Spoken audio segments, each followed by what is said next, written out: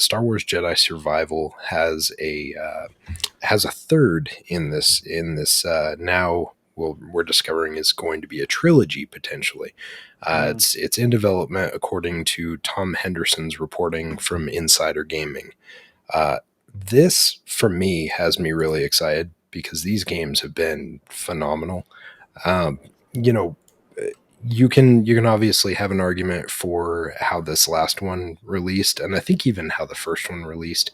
There were some issues, some bugs, some performance issues here and there, maybe some That was mostly optimization. PC Master Race, though, right? That was mostly on the PC Eh, guys. So yeah, or yeah, was it both?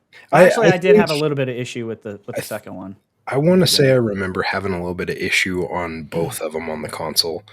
Yeah, Frame rate just kind of being a little bit tanky here and there, but yeah, in yeah. general, like it's getting better as they've worked on it. It's definitely gotten better. But the idea of having a third in this makes me super excited, makes me interested to see where they go with it from here. Um, I'm excited about it. I'm looking forward to them inevitably adding more characters from the canon that we've seen in the past. I think there are some cool opportunities with where they're going with this. But Rhetri, I want to know your Hmm. thoughts. Are you excited about this? Is this something that's going to be a day one for you, or will you end up waiting for a little while? Um, I have not finished the last one. I got, I, I'm like, ooh, a butterfly. Like I'm easily distracted. I So, feel you. I feel you. I feel very guilty about this one, and I'm surprised Umbra hasn't given me shit about it. He might not know I haven't finished it, but I haven't finished it. Um, but I love the first one. The second one in the beginning wasn't doing. The first one wasn't doing it in the beginning for me either. It was a game that in the beginning I'm like, I don't know if I'm gonna like this, and then I ended up loving it. And the second one kind of did the exact same thing, and I'm not quite sure why. Maybe it was just the buildup of the powers once you get to a certain point, and you're like, okay, now I got this good ebb and flow. How the combat works, and I'm starting to really enjoy the game because I feel a little badass. But I really love the first one. The second one, like I said, I haven't finished, so I don't know how the story ends or lends itself to another one. I can definitely say I'm a big, I'm a fan of Respawn, and I'm not surprised that they would make this a trilogy at all. It kind of fits with Star Wars in general. So it probably will be a day one for me. I just don't know if I'll finish it right away. But I'm definitely excited about more Star Wars stuff. As long as we don't get like too much at the same time, because I do get just like I get like we were talking about this Cypher. I get Marvel fatigue. I get kind of property fatigue, and right now Star Wars is a little fatigued for me personally. Yeah. So I mean, but the game just came out, so we're not going to see this game for like 4, 5, 6 years or something. But I don't want Star Wars to go away, so I'm happy that they're making another one in this. I like Cal Kestis. I know some people I've talked to. I won't name them, but not a fan of the writing or the acting or him as an actor in this. I think he's actually pretty good. I like the side characters as well. I think they're all written pretty well. So I'm looking forward to it. It's one of the better, in my opinion, it's one of the better Star Wars games that's out there. It sits up there with KOTOR for me, which is probably my all-time favorite. So yeah, I'm excited about it. Yeah.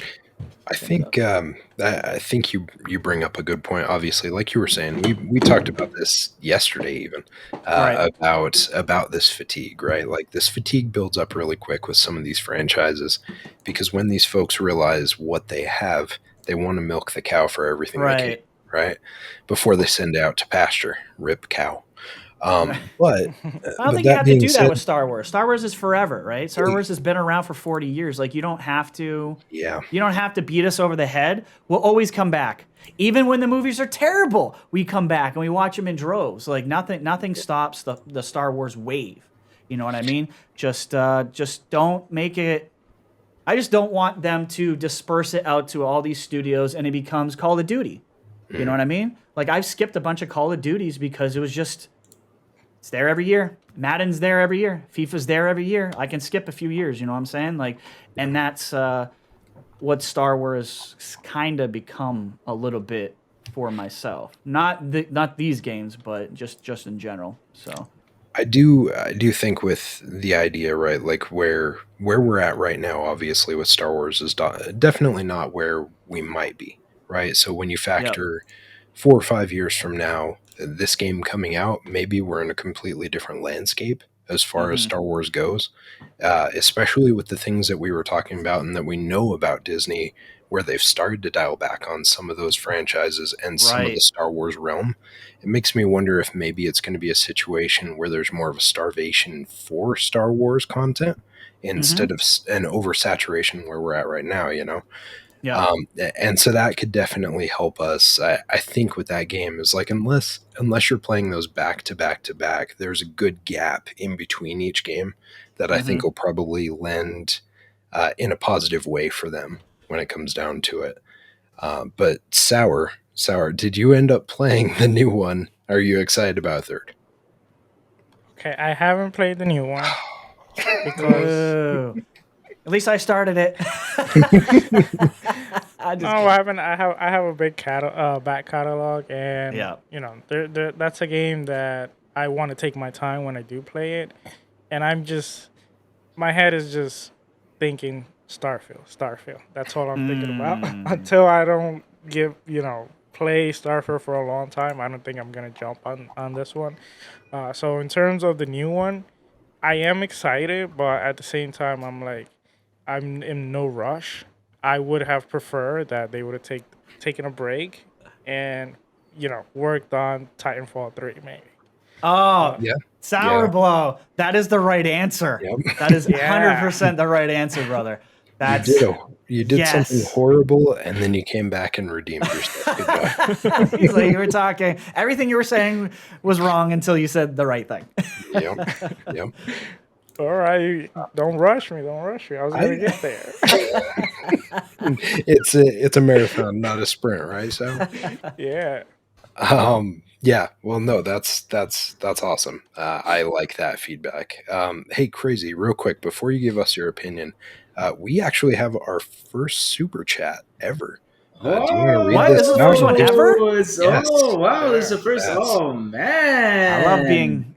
being around for first. What's All right, this is our first Exclusive. awesome super chat from Toxic Spitter. He says, "Won't buy ABK games. great I'll play name. them on Game Pass."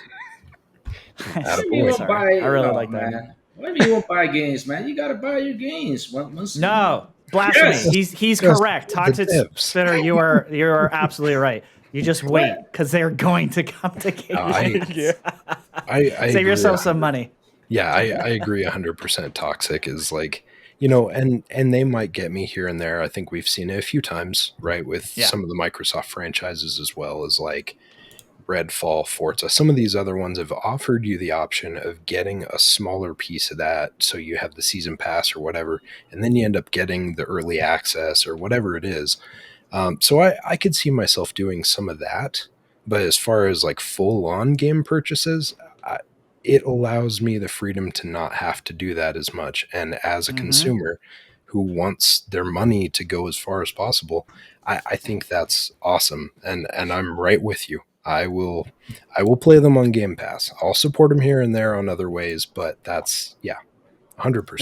It's like like a lot of the EA games. I Mhm. know they're all gonna hit. They're all. It's not an if, it's a when. So Yep. like when those come out, like there's the FOMO. But if I can just get through that week while everyone else is playing whatever the new hotness from EA is, if I could just make it through that week, then I'm good. Then I'm probably good. Like 6 months to a year, that shit's gonna hit Game Pass. It always does.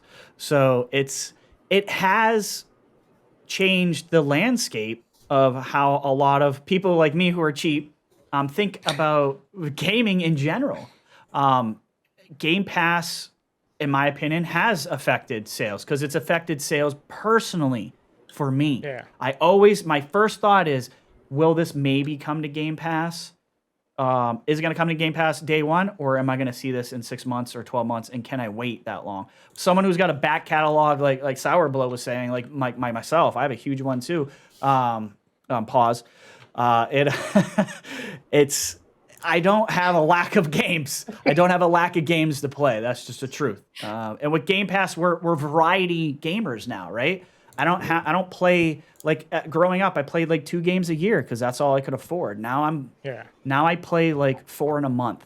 It's an insane value. So it's really changed the way I think about gaming in general, and it doesn't surprise me that Game Pass can cannibalize some sales, not all sales. Sometimes it increases sales for stuff, but Yeah. not every time. You know what I mean? Yeah, I would say basically there's time since I'm playing certain games on Game Pass, and then there's a game that comes out and I really want to play it.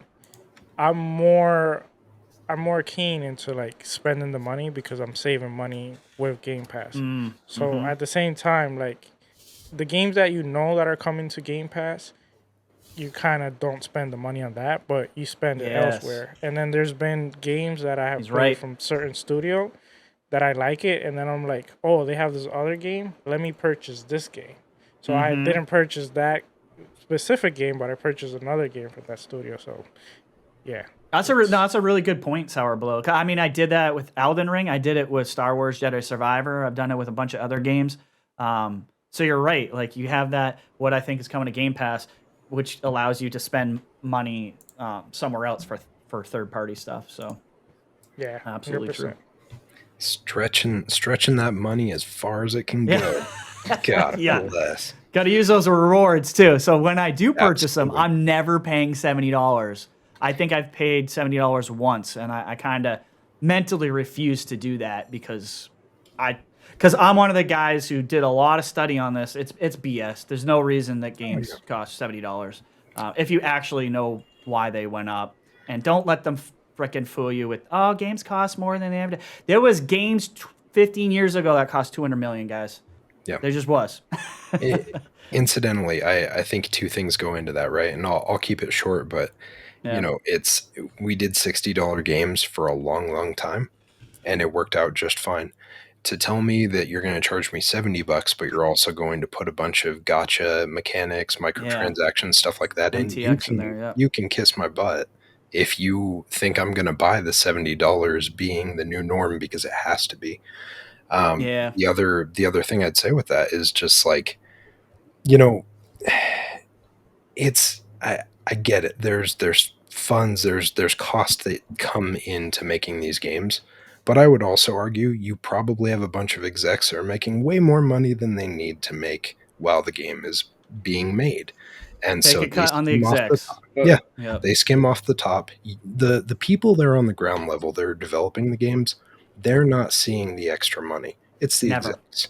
So don't try and give me crap and pretend like this has to That you're happen. hurting them. It only Yeah. has to happen because you have to buy another vacation home. They're So making their stop. 50 to 70 grand if they're lucky. The Yeah. devs, you know what I mean? Yeah. Unless you're managing a team, Which- so they're not getting an extra dime. All that money goes, like Silent was saying, that all goes to the CEOs. That goes to their bonuses once they hit a certain threshold of sales as well. So none of the little guys are seeing that stuff. So No, it's unfair to make them come out there and pretend like it's actually a thing too.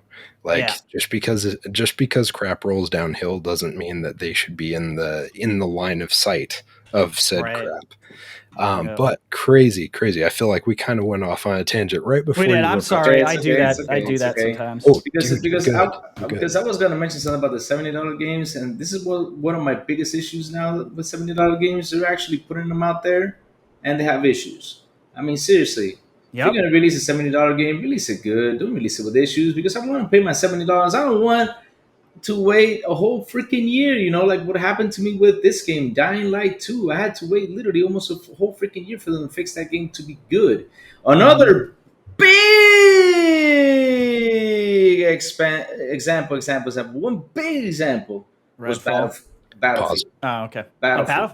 That's a good one. That's a big example. I mean, That's a very good example, actually. oh my god! I mean, remember reviewing that with a buddy when I was working with someone else in the games industry, and everybody I know said this game should not release. It's not ready. I mean, the footage some of the bugs we had, like Bugthesda. So we had some of the best bugs I've ever seen. We had guys in a chopper that weren't in the chopper, so the chopper like turned. It's just bunch of the whole crew just floating in the air and stuff. Like, yeah, that game should have never seen the light of day. And and a year later, it was in Game Pass. Gee whiz, I wonder why. Like, you know. Yeah. I mean, seriously, and that game came out, and look at the mess it came out. I mean, me and Sourblow were like, "Oh, let's go play the demo," and we saw the Wonder Woman airplane, back in the day, Wonder Woman airplane, which is invisible. We saw people like driving in the air without a plane. Yes. We saw tanks. We saw like it was just It's messy. great now, though. It's It's really great good now. right Yeah, now. it's really good right now. But I suggest going back to it but yeah. then you paying that money back then, and then you getting this skin like this. I mean, of course, damn. That really. I think real quick, just to add this. I think what they should do is, because I know that sometimes it gets to a point where they have to release it because they need money in order to continue. What they can do is they can release it as a kind of like an early access, and let people know, and maybe release it at a lower price and let people know, hey, if you play it, you might run into bugs. Because we are still testing and improving some things, and then when it fully released, you put the $70 price there. But don't charge $70 like crazy say, and then I think it's just greed. I mean, they did it with Redfall. Redfall is a perfect example of absolute corporate greed. They knew it. They knew it was shit. There's no way they didn't. On top of that, they weren't even. Now they're saying in court, they're literally saying we don't even think that's considered AAA. So they admitted putting a AAA price on a game that was trash. I played a lot of actually Redfall. I didn't hate as much as other people did, but it is buggy friggin' mess. So they put a $70 price tag on a game they know for a fact. They said it themselves in court. It wasn't AAA. So there you go. It's like corporate greed, man. It all comes back to the same thing we talk about over and over again: communication. The way that you do it, the way it's approached, makes a big difference. If you try and pull the wool over our eyes and sell us something that's not, we're not going to appreciate that. Exactly. As a consumer, we get pissed off when things like that happen. So the early access idea is great. I've heard that other people say that too. And as soon as I heard that, I was like, yeah, that makes sense to me. At least it covers you as a consumer feeling better about it, and it covers Microsoft from not looking like what I just said, like greedy jerks, essentially, right? Because they're like, you can't blame us. It's early access, whatever. So I think that's a good idea.